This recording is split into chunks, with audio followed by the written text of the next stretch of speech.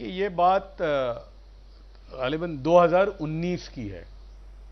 और मुझे हमारे एक जानने वाले हैं इलाहाबाद में जो नॉन मुस्लिम है, तो उनका एक दिन फ़ोन आया है कि भाई हम लोग आपसे मिलना चाहते हैं और हम किसी और से भी आपसे मुलाकात करना चाहते हैं। तो लोग आते हैं मिलने के लिए। तो मैंने कहा अच्छा ठीक है आइए। तो एक दो दिन के बाद वो आए। तो वो तो आए, लेकिन उनके साथ एक नौजवान लड़का था। मैं समझता हूँ 18 या 19 साल की उम्र होगी, एकदम लंबा चौड़ा, बहुत ही खूबसूरत, गुड लुकिंग। तो आए, मैंने बिठाया उनको, और एक मुस्लिम भी थे और एक नॉन मुस्लिम थे जो वहाँ के। तो उन्होंने कहा कि भाई, मैंने कहा भाई क्या है, और तो बोले नहीं ये असद हैं और ये अपने अतीक अहमद एक इलाहाबाद के हैं, उनके ये बेटे हैं। तो पहले तो मैं समझा ही नहीं कि ये अतीक अहमद हैं कौन। तो फिर बोला कि नहीं वो लड़के ने बात की मुझसे। तो मैंने पहले पूछा भाई कौन हो तुम, क्या करते हो। तो उसने मुझे बताया वो MIT यूनिवर्सिटी, जो MET यूनिवर्सिटी आपकी नोएडा में, दिल्ली के पास, तो वहाँ पर वो फर्स्ट ईयर लॉ में पढ़ता था, यानी 5 साल का लॉ का जो कोर्स था उसमें। और बहुत अच्छा संजीदगी से बात करता था, बहुत अच्छी बात करता था, बात करने में बहुत अच्छा था। उसने बताया कि उसके 12th में 85% प्लस आए थे। तो मैंने कहा भाई क्या है। तो उसने कहा कि मेरे जो फादर हैं अतीक अहमद, तब मुझे थोड़ी ट्यूबलाइट बोलते हैं वो हुई कि यार ये तो वो डॉन साहब हैं, बाहुबली।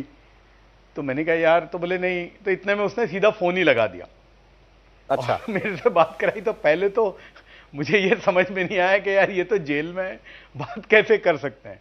बहरहाल उसने फ़ोन लगाया, मैंने बात की। तो ये तब की बात थी कि जब शायद सुप्रीम कोर्ट ने ये ऑर्डर किया था कि भाई इनको जो नैनी की जो जेल है वहाँ से इनको साबरमती जेल में शिफ्ट करने की बात थी, तब की बात है। तो उन्होंने सीधा ही मेरे से, अतीक साहब ने बात शुरू की कि जफ़र भाई ये है, आपका बड़ा नाम सुना है और ये है, मैंने आपको आपकी अदालत में देखा है, आप बड़े। मैंने कहा भाई मैं, पहली बात तो मैं कोई काम का ही नहीं हूँ। बोले नहीं, मुझे आपकी थोड़ी सी मदद की ज़रूरत है। मैंने कहा अच्छा। भाई मैं इस लाइन का आदमी नहीं हूँ, मैं क्या मदद कर सकता हूँ आपकी, और आप जेल में हो। मैंने कहा मैंने तो कभी किसी से जेल में बात भी नहीं की। बोले नहीं, मैं बस इतनी मदद चाहता हूँ आपको कि मेरी साबरमती जेल में वो शिफ्ट करने वाले हैं मुझे। तो चूंकि आप अहमदाबाद के हैं, आपका बड़ा नाम है, तो वहाँ इतना करवा दें कि मुझ पर कोई ज्यादती नहीं हो, ज़बरदस्ती नहीं हो, और मैं कुछ डायबिटीज़ का मरीज़ हूँ, तो मुझे ये सब चीज़ों का ख्याल रखा जाए। तो मैंने कहा भाई इसमें तो मेरे को कहने की कोई ज़रूरत नहीं है। और जहाँ तक मैं जानता हूँ, क्योंकि मेरा बड़ा राब्ता रहा है साबरमती जेल में। हम लोग दिवाली में इफ्तार का प्रोग्राम करते थे, ईद में, दिवाली में हम लोग खाना बेचते थे। और वहाँ मैंने कहा वहाँ बहुत अच्छे लोग हैं हमारे साबरमती जेल में, तो आपको मुझे कोई कहने की ज़रूरत नहीं है। बहरहाल मुझे फिर लगा कि यार चूंकि अब इन्होंने फ़ोन किया है, तो अब मेरा फ़र्ज़ बनता है कि मुझे कुछ कहना चाहिए इनको।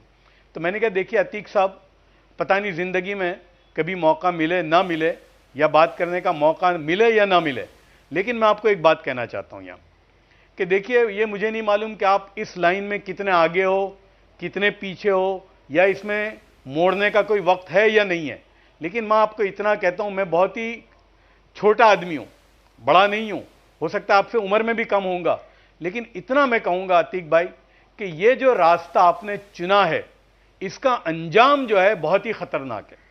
इसलिए कि इसका जो एंड है, और मैंने कहा आपको मैं कहीं आप देख लो, तो या तो आपने पता नहीं क्या सोचा है, अभी भी वक्त है टर्न मारने का।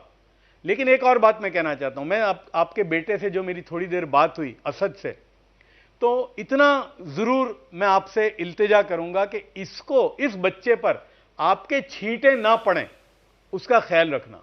इसलिए कि ये होनहार बच्चा है, इसका एक, और ये बहुत बेहतरीन यूनिवर्सिटी में लॉ करेगा, आगे जाएगा, तो इसको आपकी लाइन में मत लेके आना, इतना करना।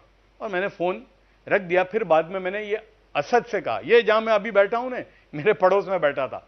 मैंने कहा देखो मैं कोई वो नहीं हूं कि कोई किसी को मैं हिदायत देने वालों में से नहीं हूं, लेकिन चूंकि आप मेरे बेटे की उम्र के हो, इसलिए कि मेरा लड़का भी उस वक्त सेकेंड ईयर कॉलेज में था, और मैंने कहा आपके जो मार्क्स देखा और जिस तरह से आप बात करते हो, तो आपके बाप का जो रास्ता है उसकी आप पर हवा लगी नहीं है अभी।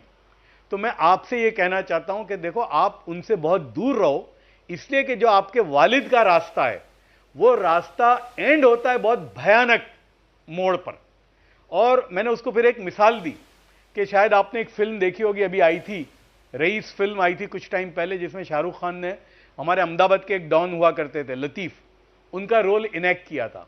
मैंने कहा ये लतीफ जो है ना, हमने अपने बचपन में देखा है उनको, हमारे बचपन में वो बड़े डॉन थे और जबरदस्त सिक्का चलता था उनका पूरे गुजरात में।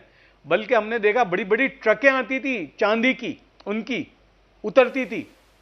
मैंने कहा कि वो लतीफ का आज कोई नाम लेने वाला नहीं है, और उनके औलाद जो है ना वो पाई पाई की मोहताज है, आज कोई पूछने वाला नहीं है। तो इसलिए कि यह रास्ता बड़ा खतरनाक है, इसका मोड़ और इसका एंड खतरनाक है, इसके अलावा कुछ भी नहीं है। तो मैं आपसे हाथ जोड़ के, ये मैंने दरवाजे पे उसको कहा, मैं एक हाथ जोड़ के एक अपने बेटे को हिदायत देता हूं, ऐसे तुमको देता हूं कि तुम इस रास्ते से दूर रहना। फिर उसने अपनी वालिदा से भी, अपनी मां से भी बात कराई मुझे, तो मैंने उनका शुक्रिया अदा किया, इसलिए कि बड़ी मिठाई भेजी थी। तो मैंने उनको भी यही कहा कि आपका बेटा होनहार है, उसको अपने बाप वाले रास्ते से दूर रखना, उसको एक अलग दुनिया देना, और कोई फर्क नहीं पड़ता बाप एक लाइन का है लेकिन बेटा निकलता है। आप इस पर, ये उस वक्त ये असद पर कोई केस भी नहीं था, कुछ भी नहीं था, ये एक पढ़ाई करता था। तो मेरी इतनी हुई थी, और देखिए वही हुआ। अब क्या हुआ, कैसे हुआ, लेकिन अंजाम क्या हुआ सौरव जी, भयानक अंजाम है, खतरनाक अंजाम है, और इस रास्ते का अंजाम यही होता है। तो ये हर इस रास्ते पे चलने वाले के लिए ये सबक है कि इस रास्ते का अंजाम यही होता है।